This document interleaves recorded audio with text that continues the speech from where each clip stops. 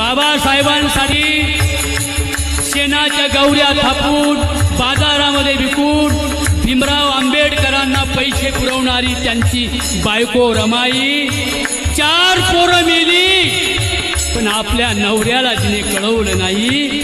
माझा नवरा विलायतीला गेलाय बॅरिस्टर होण्यासाठी. म्हणून रमा माझी शेण गोळा करायची, शेणाच्या गौऱ्या बनवायची, बाजारी नेऊन विकायची, भीमाला पैसे पुरवायची. तिची लक्ष्मी गवली झाली